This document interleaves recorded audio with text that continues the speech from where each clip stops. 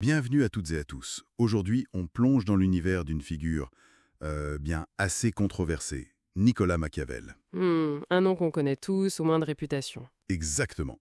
Florentin, Renaissance, auteur du fameux Le Prince, vers 1513.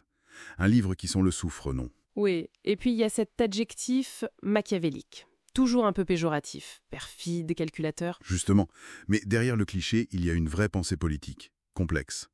C'est ça qu'on va essayer de décortiquer. Comprendre l'art de gouverner, selon lui.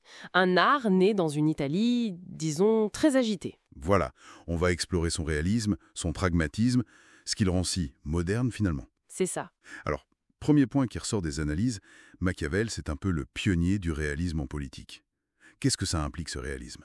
Ça implique de regarder la nature humaine sans lunettes roses. Machiavel dit, pour gouverner, il faut prendre les hommes comme ils sont. C'est-à-dire?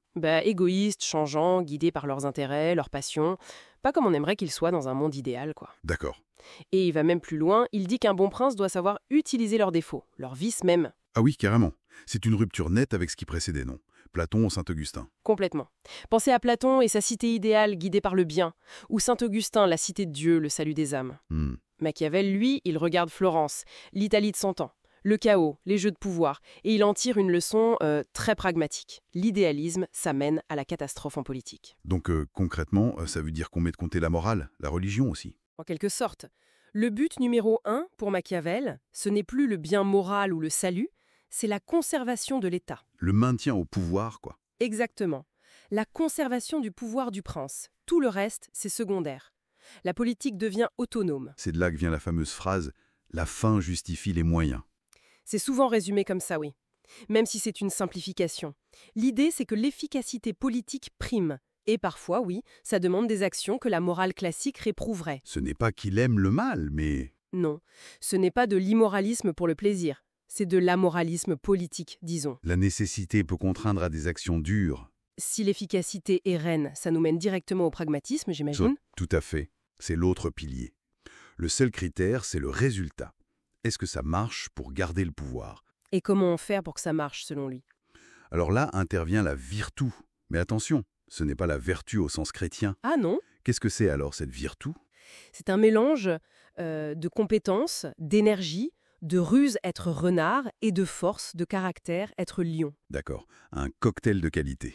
Oui, c'est la capacité à analyser, à décider vite, à agir avec audace et surtout à s'adapter.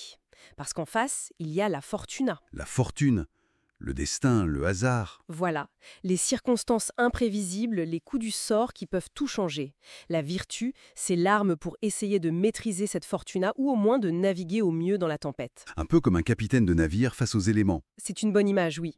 Il faut savoir manœuvrer, parfois lâcher du lest pour sauver l'essentiel. Le navire, l'État. Et concrètement, ça se traduit comment, cette vertu, hein? Il donne des conseils précis? Oh oui, et certains sont assez frappants. Celui sur les apparences, par exemple, c'est crucial pour lui. Les apparences, c'est-à-dire? Le prince doit paraître vertueux, clément, fidèle, humain, religieux, même s'il ne l'est pas toujours, ou même s'il doit agir à l'inverse. Il faut jouer un rôle, en somme. Exactement. L'image publique est fondamentale. Il faut savoir simuler et dissimuler. Et l'éternelle question, vaut-il mieux être aimé ou craint? Alors là, Machiavel est très clair. L'idéal, ce serait les deux. Mais si on doit choisir... Il faut choisir. Oui. Et il dit qu'il est beaucoup plus sûr d'être craint qu'aimé. Ah oui. Pourquoi donc? Parce que l'amour, c'est fragile, ça dépend des autres, qui sont changeants, comme on a dit. La crainte, par contre, elle repose sur la peur de la punition. Et ça, le prince le contrôle mieux. C'est plus fiable, en gros. Beaucoup plus fiable. Mais attention, point essentiel. Être craint, oui. Mais jamais, jamais être haï. Ah, il y a une limite. Absolument. La haine, ça vient quand on touche au bien des gens, à leur honneur, et la haine, ça mène aux révoltes, à la chute. Donc, crainte oui, mais pas de cruauté utile qui engendre la haine. Donc on en revient à cet amoralisme. La morale, l'immoralité, ce sont des outils à disposition. C'est exactement ça. Des outils à utiliser selon la necessita, la nécessité du moment pour sauver l'État. Ce n'est pas faire le mal pour le mal. C'est considérer que le critère moral n'est pas le premier en politique. Il dit même qu'il faut savoir entrer dans la voie du mal si besoin. Oui, si besoin en est, il écrit qu'un prince est souvent contraint, pour maintenir l'État, d'agir contre la foi, la charité, l'humanité, la religion même. tout en cachant ce jeu, bien sûr. L'art de la simulation, encore une fois. Et tout ça, il faut le rappeler, ça naît dans un contexte historique bien précis, l'Italie de la Renaissance. Ah oui, absolument, c'est fondamental. Une Italie morcelée, pleine de conflits, de complots, Florence qui change de régime sans arrêt. Les Médicis, les Borgia, des figures qui l'ont marqué, j'imagine. Sans aucun doute. Surtout César Borgia qu'il a observé de près. Cette instabilité, c'est la toile de fond du prince. Il ne théorise pas dans le vide, il cherche des solutions concrètes pour stabiliser le pouvoir, peut-être même unifier l'Italie. Et son influence a été énorme par la suite. Immense sur des penseurs comme Hobbes, mais aussi comme livre de chevet, dit-on, de pas mal de dirigeants, jusqu'à aujourd'hui peut-être.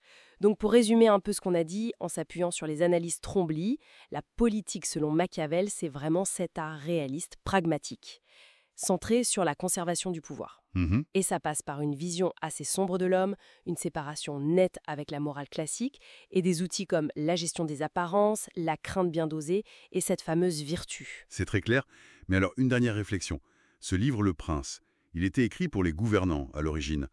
Presque un mode d'emploi, parfois cynique. Oui, c'était le but affiché. Mais en dévoilant si crûment les rouages du pouvoir, la logique de ce qu'on appelle la raison d'État, est-ce qu'il n'a pas paradoxalement donné aussi des armes aux gouvernés? C'est une excellente question. Le fait de comprendre comment ça fonctionne en coulisses, est-ce que ça ne permet pas d'être plus vigilant, de développer une sorte de raison citoyenne face à la raison d'État, de mieux décrypter les discours, les stratégies? C'est tout à fait possible. En exposant les techniques, il permet peut-être de les identifier, voire de les contrer. Une lecture potentiellement émancipatrice au final. Voilà, savoir comment le prince agit pour, peut-être ne pas être simplement un sujet passif. Une question à méditer en tout cas.